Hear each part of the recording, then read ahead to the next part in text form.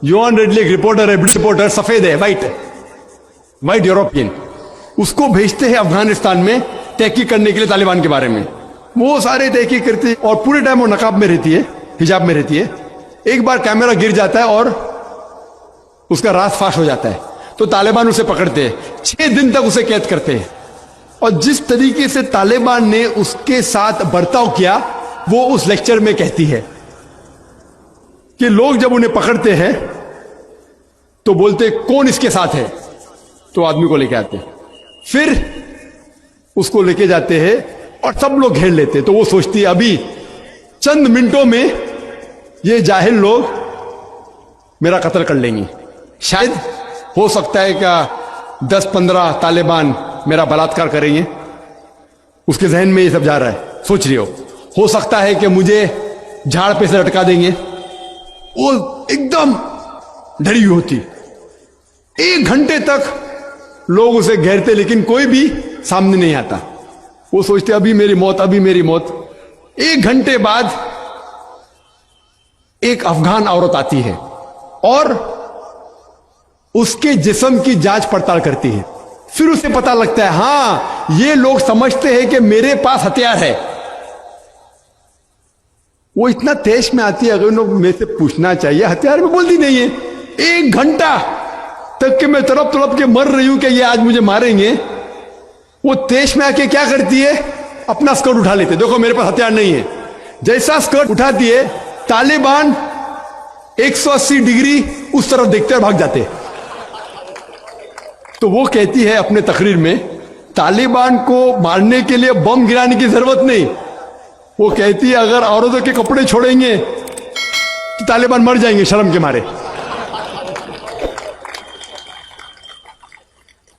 और वो तकरीर करती है कि इस इज्जत से मेरी हिफाजत की 6 दिन तक के वो तालिबान लोग ने। और जब उसे पूछा जाता है सवाल जवाब की नशिस्त में, क्या आपको लगता है कि अल कायदा ने WTC को गिराया, तो वो योहान रेडली कहती है मेरे हिसाब से अल कायदा मौजूद ही नहीं है। ये उसका कहना है, मेरा कहना नहीं। और जब उसे आजाद किया जाता है 6 दिन के बाद, और जब बाकी रिपोर्टर्स पूछते आपके साथ क्या सलूक किए, तो उन्होंने कहा इतना अच्छा हुस्न सलूक किए कि रिपोर्ट के अंदर ही नहीं आया। और उसने सिर्फ ये वादा दी थी कि मैं इंग्लैंड जाके वापस से कुरान मजीद का तर्जुमा पढ़ूंगी। तो वो जाती है और चंद महीने बाद कुरान का तर्जुमा पढ़ती है और उसके बाद वो इस्लाम कबूल करती है। तो उसके नजरिए से तालिबान एकदम मासूम है, उनके ऊपर जुल्म किया गया था। तो आप मुझे पूछेंगे भाई तालिबान क्या कुरान और हदीस की रोशनी में सही है? तो इसका नजरिया अगर लेंगे, जो गैर मुस्लिम थी योहान रेडली, अभी माशाल्लाह हिजाब भी कर रही है, वो यूरोपियन हिजाब कर रही है माशाल्लाह, तो उसके नजरिए से भाई तालिबान अच्छे लोग हैं।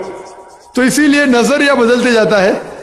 अमेरिका के हिसाब से तालिबान जालिम लोग हैं।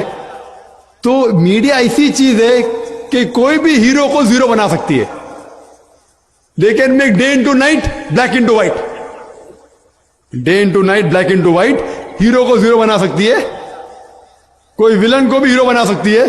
तो इसीलिए कुरान मजीद में अल्लाह ताला फरमाते कोई भी चीज आपके पास आती है उसकी तहकीक करो तीसरे को पहुंचाने के पहले। तो इसी बुनियाद पे मैंने कहा था, क्या नाम है, ओसामा बिन लादेन को जानता हूं ना, यहाँ क्या हो रहा है पता नहीं मुझे, अफगानिस्तान भी मैं नहीं गया हूं, लेकिन ये रिपोर्ट के जरिए ये पता लगता है कि ये जो अमेरिका कर रही है अपने मीडिया के जरिए, ये शैतानी हरकत जो गलतफहमी फैला रही है, उसकी सजा तो इंशाअल्लाह उन्हें मिलेंगी। इसीलिए मेरे नजरिए से जॉर्ज बुश नंबर 1 टेररिस्ट है, आपको दुख होगा। जब मैं लंदन में गया था, वहां एक तकरीर की और मैं जवाब दिया, तो एक नौजवान उठ के कहता है कि जॉर्ज बुश को हम दुआ करते हैं कि अल्लाह ताला उसका कत्ल करे।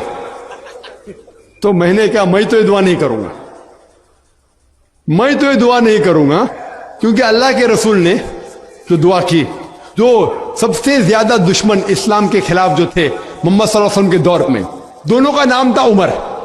तो अल्लाह के रसूल ने यह दुआ की कि कम से कम एक उमर को हिदायत दे। तो मैं ये दुआ करता हूं कि कम से कम अल्लाह ताला जॉर्ज बुश को हिदायत दे।